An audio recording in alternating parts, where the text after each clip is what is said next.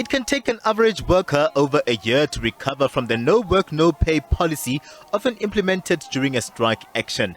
These, along other cost pressures today, have seen many workers struggling to make ends meet.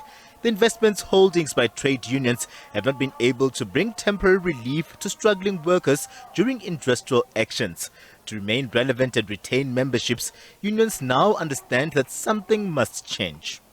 At the point of the breakthrough, which is political democracy, for instance, if you take NUMSA, in 1998, there was a big debate. Whether must we set up a union investment, yes or not?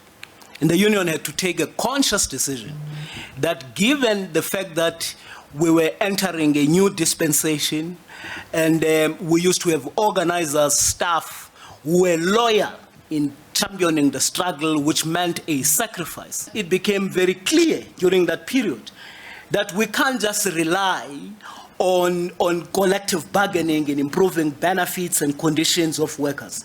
We needed to do something extra to ensure that we cushion workers beyond what we can deliver to workers in terms of collective bargaining in improving benefits and conditions of workers.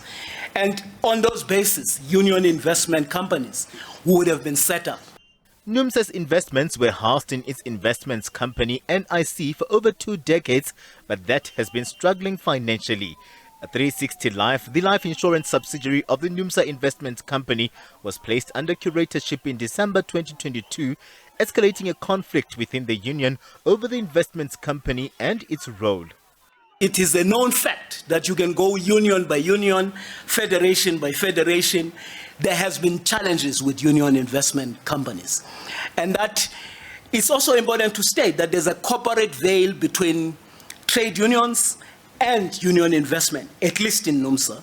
In other words, the dues of workers are not taken from the union to union investment.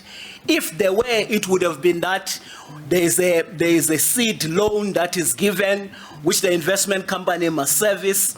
If there is, when we started up the union investment company, there would have been money, but those monies must be paid back to workers.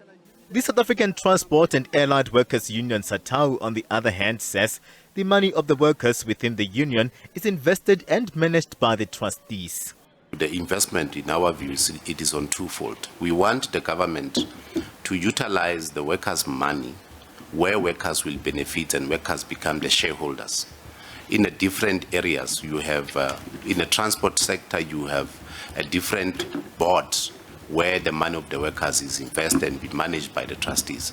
Those are the workers those are the monies that must be used to invest in the same industry, but at the end of the day, workers must be beneficiaries. And the only way to do that, it is government to open opportunities that will also accommodate workers, other than opening opportunity that will accommodate individuals. Workers have over the years taken to the streets to raise their dissatisfactions. This often comes with a no work, no pay situation, and the unions have also cited struggles in ensuring the adequate rollout and the use of strike funds during the withdrawal of labor to help their members.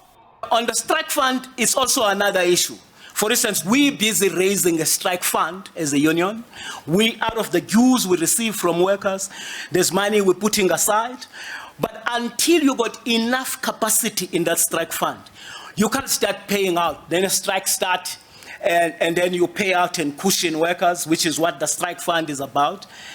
If you do not raise that money enough and you're not ready, you start paying out when workers go on strike, you are likely to be faced with a situation.